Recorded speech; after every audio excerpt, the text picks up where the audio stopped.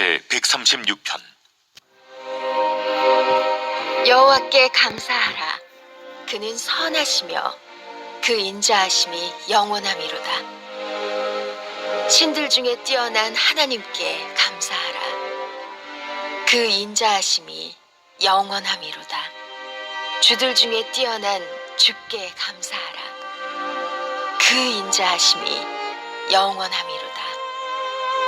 홀로 큰 기이한 일들을 행하시는 이에게 감사하라. 그 인자하심이 영원함이로다. 지혜로 하늘을 지으신 이에게 감사하라. 그 인자하심이 영원함이로다. 땅을 물 위에 펴신 이에게 감사하라.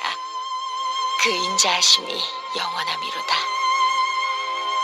큰 빛들을 지으신 이에게 감사하라.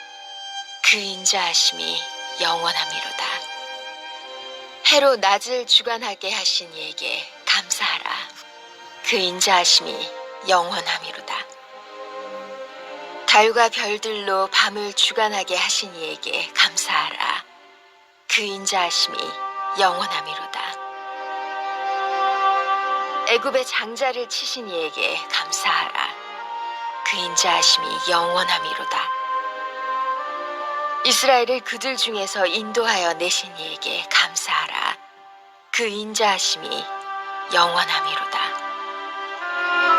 강한 손과 펴신 팔로 인도하여 내신 이에게 감사하라. 그 인자하심이 영원함이로다. 홍해를 가르신 이에게 감사하라. 그 인자하심이 영원함이로다.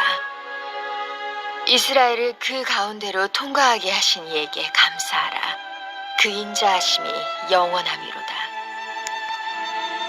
바로와 그의 군대를 홍해에 엎드려 뜨리신 이에게 감사하라. 그 인자하심이 영원함이로다.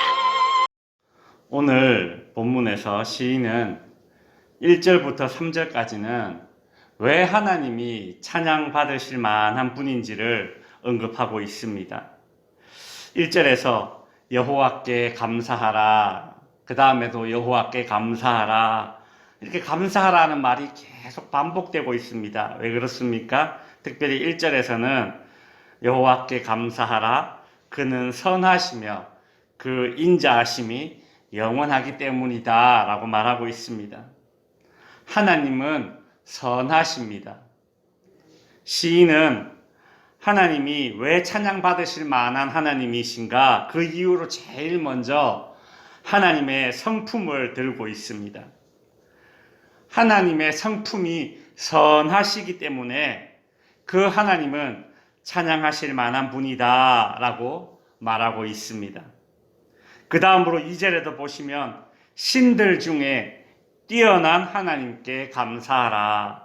3절에서도 보시면 주들 중에 뛰어난 주께 감사하라 라고 합니다. 아무리 큰 능력을 가졌다 하더라도 만일 선하지 않다면, 아무리 큰 일을 행할 수 있다 하더라도 그리스 신화에 나오는 신들처럼 변덕스럽고 고약한 성품을 가졌다면 그런 신을 큰 능력이 가졌다고 해서 좋아할 사람은 없습니다. 오히려 그렇게 변덕스럽고 고약한 성품을 가지고 있다면, 그런 신일수록 큰 능력을 가졌다면 그 신의 아래에 있는 인간들은 괴로울 수밖에 없는 것이죠.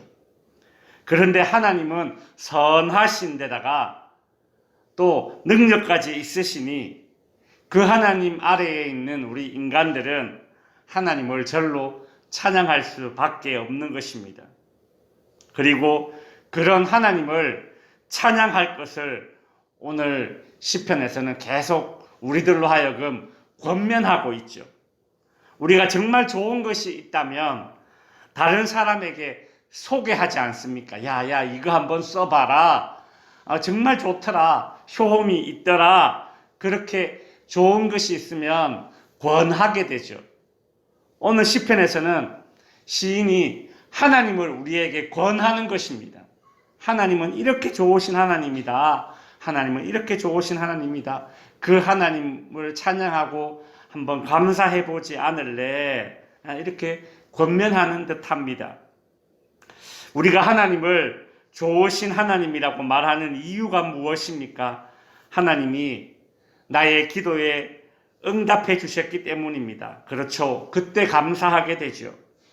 하지만 하나님이 나의 기도에 응답하시고 나의 앞길을 평탄하게 인도하실 때만이 아니라 하나님이 침묵하시든지 하나님이 나를 광야로 내몰든지 하나님의 성품은 여전히 선하다는 것입니다.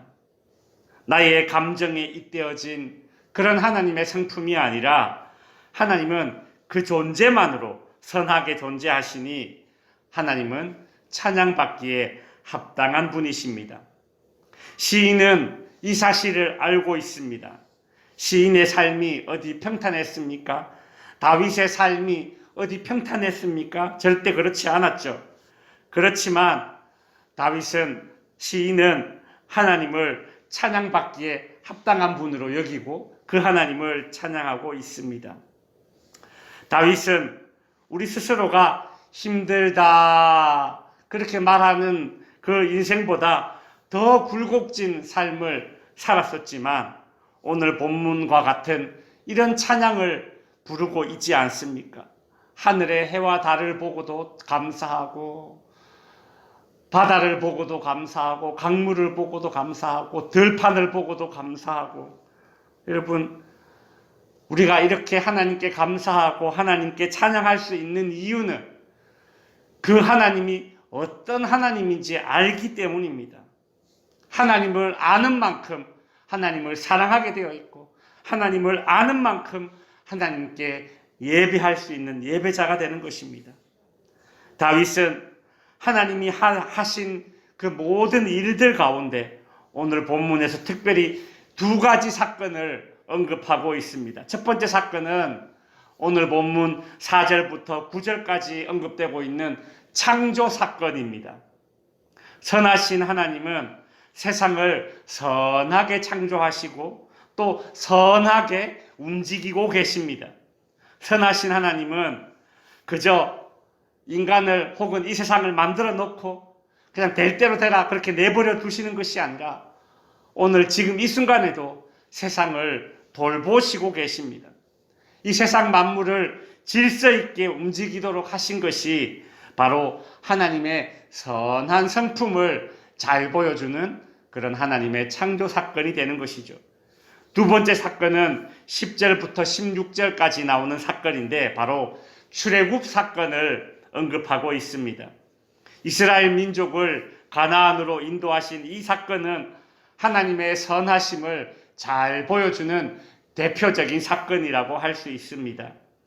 하나님의 백성이 애굽에서 고통받고 있는 그런 상황에서 구원해 주시고 그리고 인도해 주시고 가나안 땅을 그들에게 허락해 주셨습니다. 창조 사건과 마찬가지로 시작만 해놓고 내버려 두신 것이 아니라 하나님께서 친히 구름 기둥과 불 기둥으로 인도해 주신 그 하나님, 즉 하나님의 백성들, 하나님의 자녀들을 책임져 주시는 하나님이시라는 것입니다. 하나님의 이런 책임지는 사랑이야말로 참으로 하나님의 선하신 성품을 잘 보여주는 그런 일인 것입니다.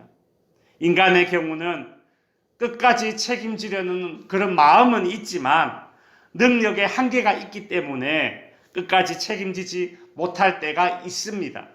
그러나 하나님은 당신의 그 전능하신 능력으로 우리를 끝까지 책임져 주시는 하나님이십니다. 말씀을 마칩니다. 오늘도 그 하나님의 선하심과 전능하심이 우리를 끝까지 책임져 주시는 그 사랑으로 향하고 있음에 이 새벽에 무엇보다도 많이 감사할 수 있고 찬양할 수 있는 저와 여러분이 되시기를 주님의 이름으로 축원드립니다. 기도하겠습니다.